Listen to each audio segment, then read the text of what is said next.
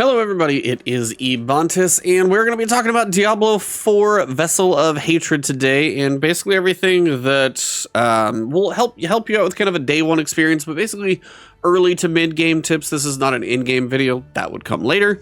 This is for everything from creating your character to leveling up and just some pointers as you go through. Also some things to remind you. When I jumped into Vessel of Hatred, hadn't done much of the seasonal content, played a lot a year ago, had a couple Eternal characters, didn't play like crazy amount, but I played a pretty good amount. But jumping into Vessel of Hatred, this is basically going to start a new character. So my advice when you do, pick whichever class you want. Spiritborn I actually do recommend because you've got 4 different playstyles in one character. Gives you a lot of versatility. If you don't like one of them, you've got 3 other ones to pick from. So it's also the new class, so if you'd played some of the other ones over the seasons, this is a nice chance to have something fresh. Now, when you go to pick your character, one thing that you're going to notice is you've got a couple options. One, I do recommend turning on the season.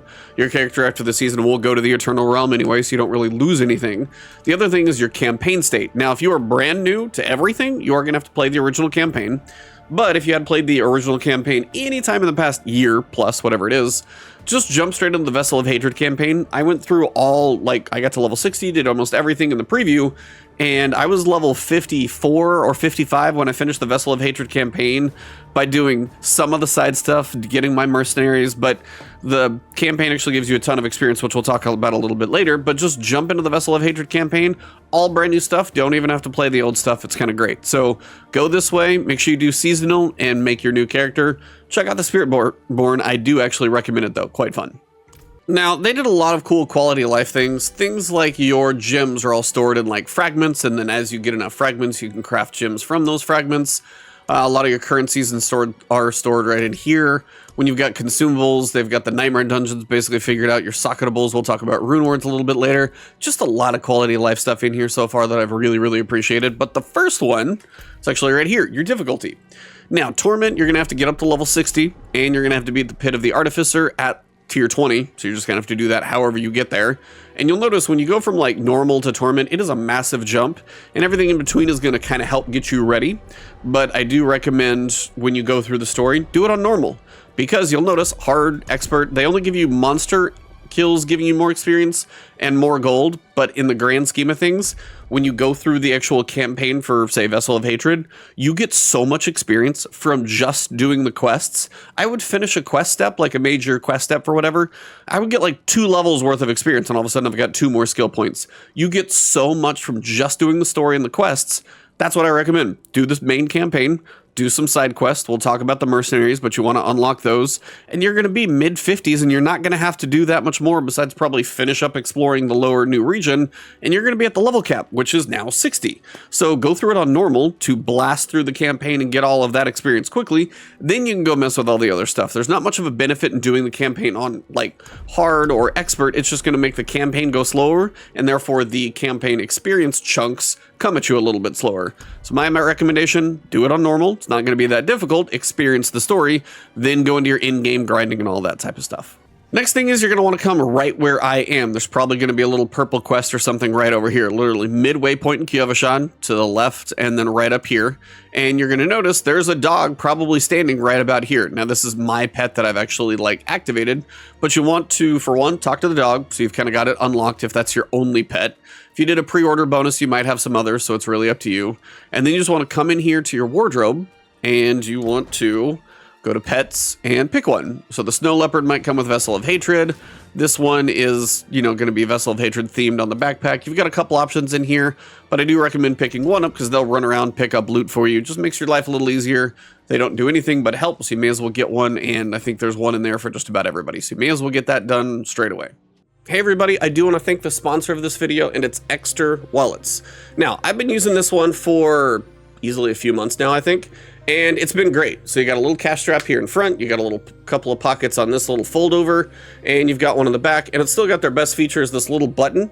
Press down the button, cards pop out, grab the card that you need, grab that one, slide it back in when you're done, and they're not going anywhere. RFID blocking technology, it's been fantastic. But I was like, maybe I can go thinner, because I was like, old wallet, extra. Now, I don't think I need as much as I even thought, so I've gone to their card holder. Now, even just in comparison to these two, you'll notice I've got basically the inside the card holder section, and then just a little packet on the back here where I can have more cards if I want them.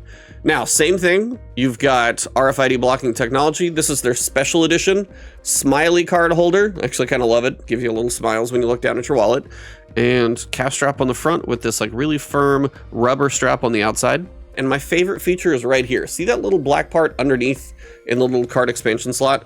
That is the Find My card. And I love this thing because it takes away the worry I'm going to lose my wallet. Because you can pair it with your phone, and then all of a sudden if you're about to leave your wallet, like it fell out of your pocket, because that's never happened to anybody, your phone will tell you. You'd be like, hey, you're about to leave your wallet, you might want to go back and get it. Secondly, if you're like, okay, now where is it in this crazy place? I can actually make it play a sound. And it's just that like perfect type of sound. I did this in a movie theater once to test it, and you could hear it across the whole movie theater, and then it'll kind of guide you up to it, and then you can grab it. So honestly, from personal experience, like ditch the old wallet. This thing is ginormous. This thing is way better to sit in your pocket. RFID blocking technology is much safer than the old guy. And now with the Find My card, you're not going to lose your wallet as well. And honestly, the cool thing about the Find My, you could put it in a suitcase or anything else you're going to travel with. So buy an extra one and you could use more than one. But honestly, I can vouch for the extra wallet because I've been using it for months and I'm not really going to anything else. So thank you Extra for the sponsorship. Use code Ebontis. Use the link in the description below. And again, sometimes they've got sales going on, 25, 30% off. Use code Ebontis for 5% more on top of that and check out an Extra wallet. Now back to the video. Now, I don't want to spoil a bunch of stuff, but I'm going to have to show you a few things in here. But if you are jumping into the game, you'll see this here shortly anyway. And this isn't really a spoiler. This is just a vendor section. Mercenaries are a thing in the game now, and they're going to be here at the den. So it's going to take you a little bit of the story to get to the den.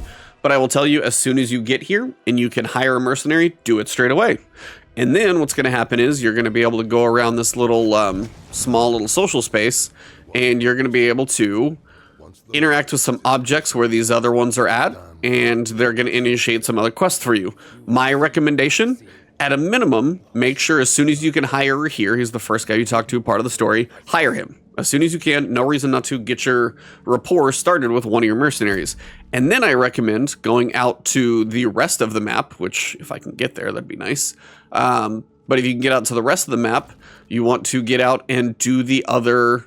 They're going to be like 3 little purple circles. Like one is over here, if I remember correctly. You'll find them. One's over here in Haywazar, and the other one's over here by Gakel.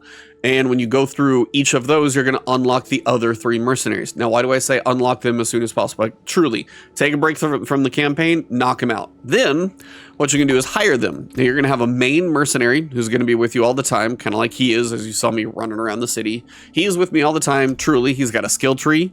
As you build rapport with him, you're going to get him skill points, and then rapport will do more later. And then you've got skills that you can pick from to give him kind of a build. And you can refund these if you want to, mess around with them, figure out how he works best for your character, and use them accordingly. Now, when you get rapport and you get your skill points up, then you'll notice you've got defensive aspects. So an additional legendary item will be available for bartering. Once I get a little farther in the campaign, I'm going to have a vendor show up here, trying to avoid a little story spoilers if I can. And you're going to be actually able to barter. And they do that with these pale marks, sorry. And you can actually buy some of these like caches with these pale marks. One, you'll unlock some as you get rapport, so you definitely want to keep building up rapport and probably go through the rapport for everybody to get all the caches you can. But the pale marks that you earn, you're going to be able to buy caches, and say with somebody like Rahir, you're going to have a bit more defensive aspects. And then if you go with a different mercenary as your main mercenary, you're going to have different aspects that you can unlock as you're spending those pale tokens at the bartering. But again, if you really enjoy a mercenary, you've got plenty that you can go through, earn a whole bunch of rapport, but you've also got a secondary. So you've got a reinforcement. The reinforcement is going to cast one of its abilities when you cast one of your abilities. And you can do it on any skill. You can do it when you do your ultimate or when you do a specific skill, and you can have it do whatever skill that you pick. It started with 2, so the higher you level them up, they've got access to more. And then these 2 showed up, and then I think these 2 showed up, and I've got them at level 3 rapport, almost up to level 4. So the more you even level up the assistant, kind of reinforcement, the more options you're going to have there. But you'll notice you do get less rapport with the assistant. But the reason I say when you can hire here, hire him, go around here, interact with the few objects in the room to start their quests, and then go out into the map. And you want to get at least at a minimum one other mercenary unlocked as soon as possible. So you're working on rapport for 2 mercenaries for pretty much the rest of the campaign. That way you've got them with you the entire time. So mercenaries are extremely helpful, especially if you're running around as a solo player like I do a lot. And then that reinforcement as well. You should have 2 of them with you all the time unless you're just running around with 4 buddies. But building rapport with them as frequently as possible, that's going to be a good thing to do, and you can do that while you play through the entire campaign. Get yourself some really good rapport with those, and then maybe get through the campaign you're going to grind for a while. Switch it up if you're just going to be doing some grinding, and then build rapport with, say, the other 2, for example. And at least if you're working on 2 different ones at the same time, you can build up a lot of rapport. So mercenaries are great. Hire 1 as soon as possible, unlock at least 1 more so you've got a reinforcement, and build at least that rapport with 2 from the go. As for the Spiritborn, just like all the other classes, make sure you do their class quests. For the Spiritborn, I think it's at 15. I want to say 16, but that's probably when I saw it, so I think it's 15. And what that's going to do is allow you to pick different spirits that are going to give you different benefits. I'm going basically a full centipede build, so I'm just going full centipede, but you can kind of mix and match if you're messing with 2 different playstyles. I've seen some people do like a centipede eagle or whatever you want to do. Figure out what works for you, mess with these, but do your class quest also as soon as it unlocks. It just gives your character more potential. Whenever that thing unlocks, do it. That way you're playing through the rest of the campaign. You've got these with you, making you stronger as you go. Now, I touched on this earlier, but this is a new thing back into Diablo 4 from, I think, Diablo 2. It's been a little while, but you have Rune Words. So if you take something like a weapon or something that has 2 sockets, because you need a offering and then you need a like spending one. So you have one that gains offering and one that spends the offering. So you also have different tiers. So I've got a rare one over here gaining 1,000 offering. And the way you get 1,000 offering is you become injured, for example. And once I've got that 1,000 offering, then I can choose one of the purple ones that are like spending the offering.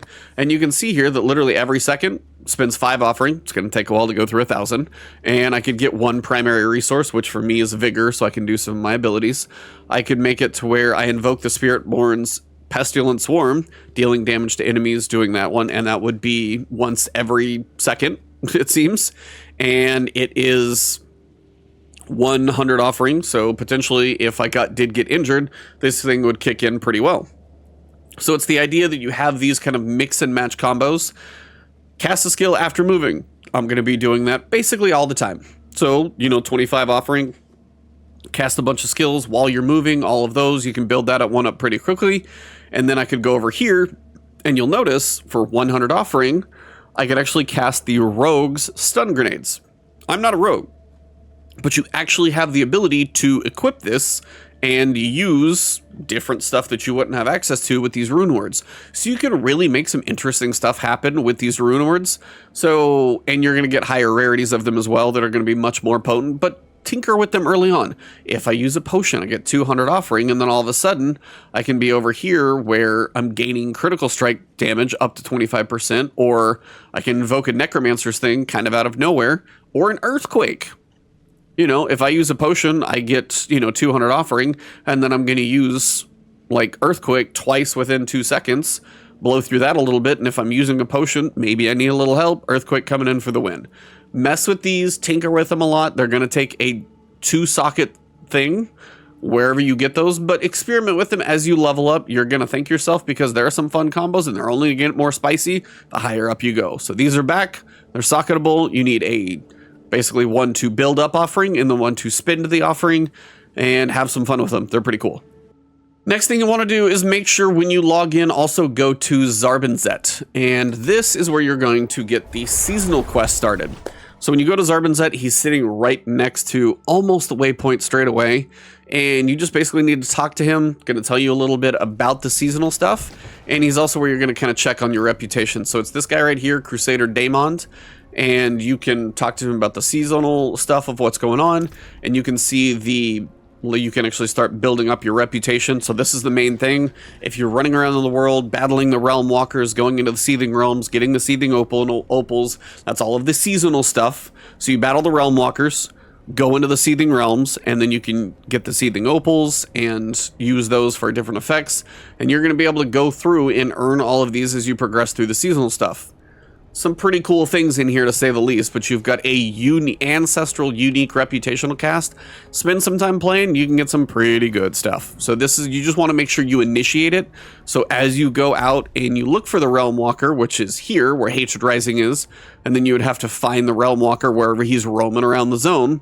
And once you find him, follow him around, kick his butt a few times, go into the portals. That's the, I'm not going full detail on the season because I'm sure they've showed that off and you've got an idea what's going on, but that's where it's going to be in the Hatred Rising zone, and you can see that it may have already started, but that's the idea. You want to make sure you start this stuff so you can start accumulating reputation, so make sure you come over and activate him pretty quick and easy.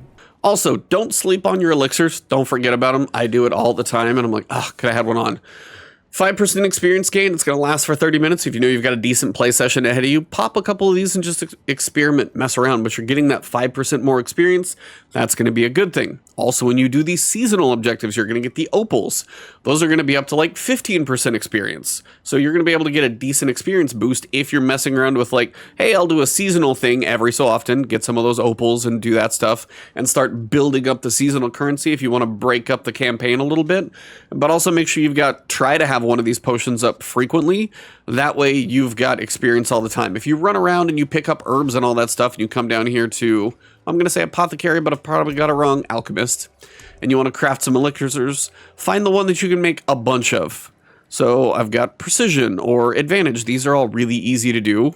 So if you can craft, you know, I don't know, just an absolute boatload of these things, craft them up, have them sitting there, and that way you've got at least 5% extra experience all the time. If you're running around picking up herbs, you're probably going to be okay. As soon as you start getting into seasonal stuff and then you start picking up those opals, then figure out the ones that really help you out. There's 3 different types. One of them will help more materials drop, which crafting materials are going to be a huge thing, so keep a lookout for that one.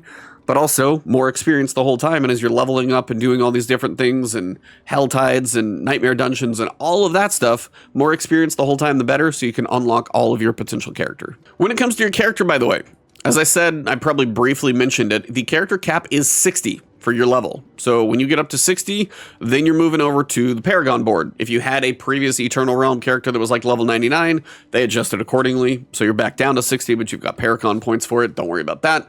But the big thing is when you're looking for gear, I'm tinkering with like stuff right here just to goof around where I added ultimate damage that was 70%. I got lucky, I'll be honest, because that just works for my centipede stuff that I'm doing right now. But I was just like, let me make a couple of gems. So you literally go over to the gem crafter and you can just craft a couple of gems. Doesn't take that long. So you go over here.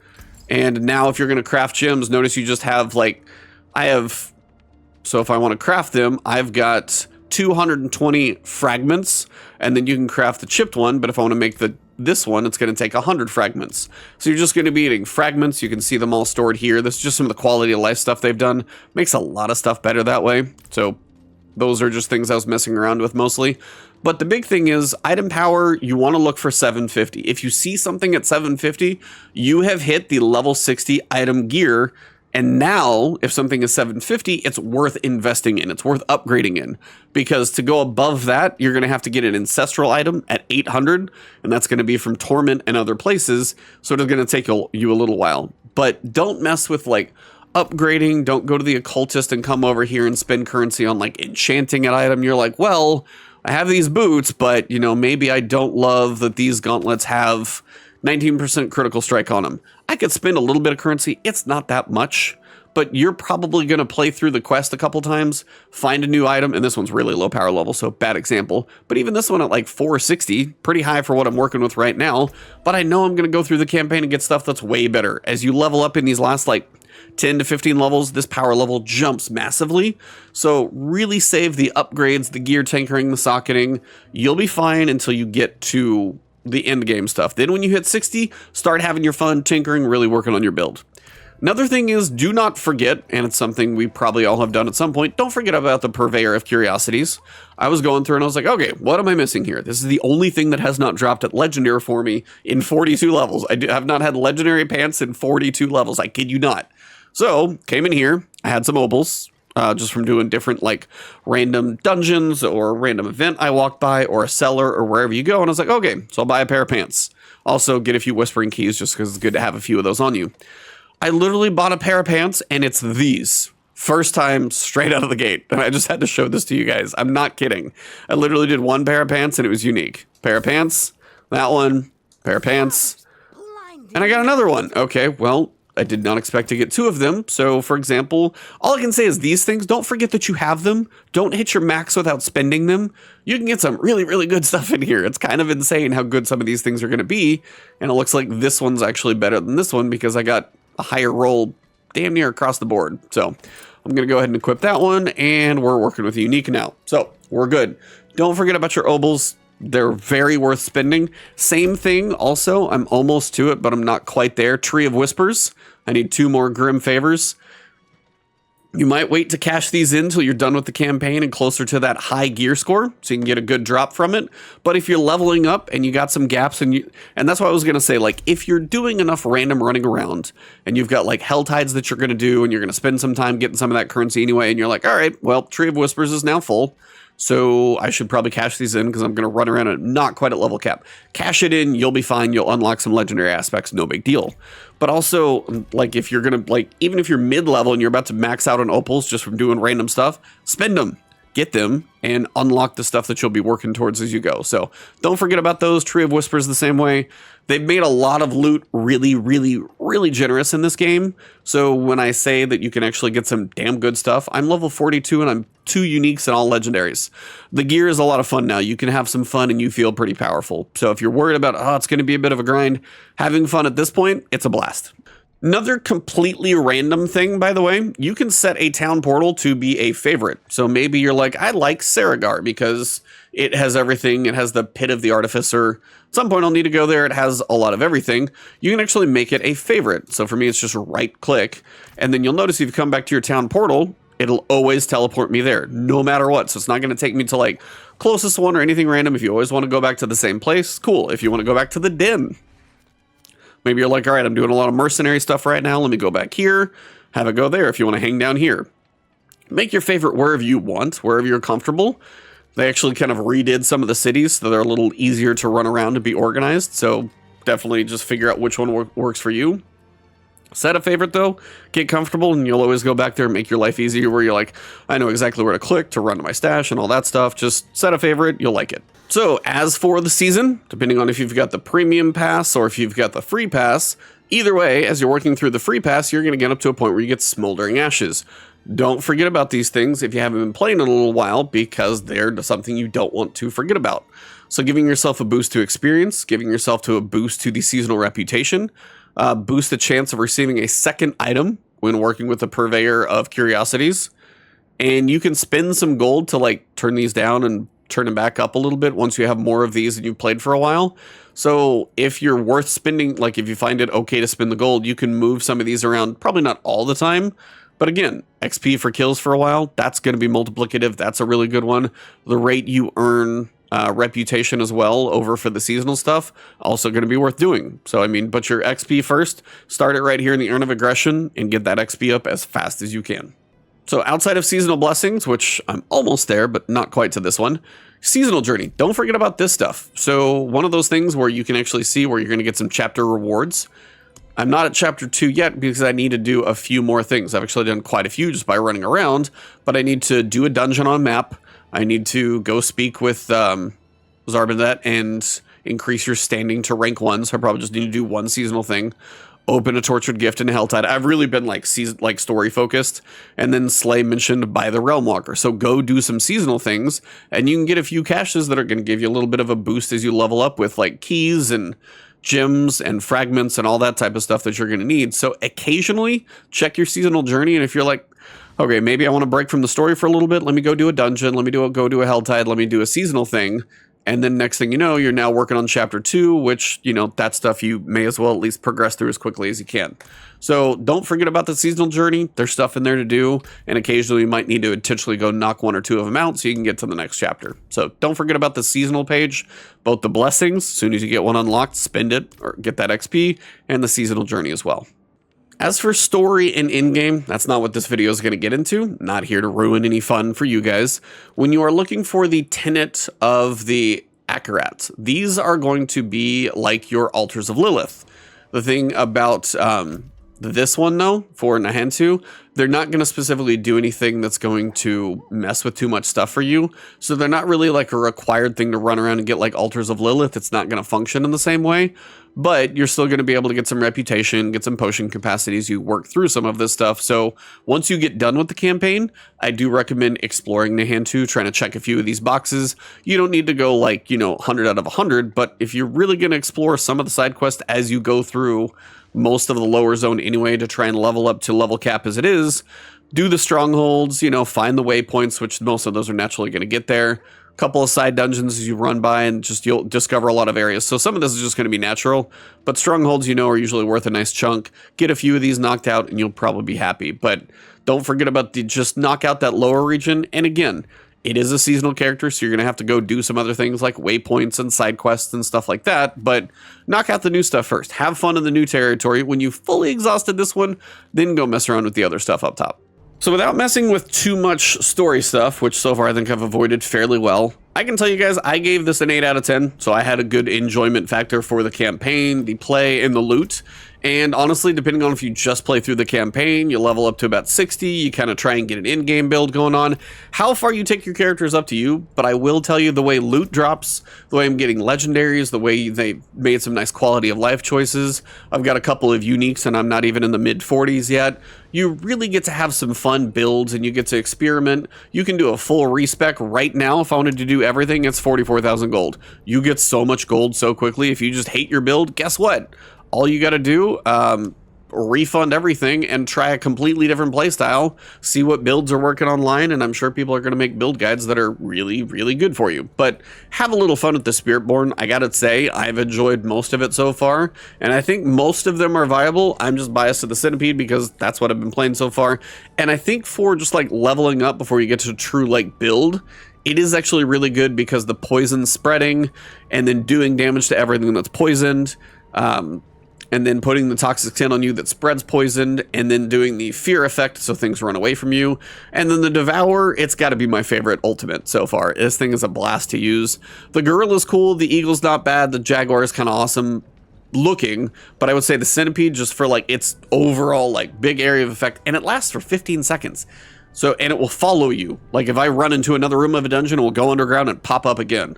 So check out the Spiritborn, have fun in Diablo 4, and hopefully you learned something from this as well. And if you did, and you've got other friends that are looking to jump in or starting pretty early in the game, share this with them. Hopefully they learned something and you guys have a good time. If you enjoyed the video, drop a like below. If I forgot something, which I'm sure I forgot plenty of things, drop those in the comments. If there's a big group of like really important information, I'll try and combine it into one pinned comment. And if you guys want to support the channel, hit that subscribe button. That's a nice way to do it for free. You can find me on Twitch. You can find me on Twitter. If you want to go the extra mile, you can do YouTube membership or Patreon. Never required though, but thank you for the view. Have a good one and drop a like if you had a good time. See you soon.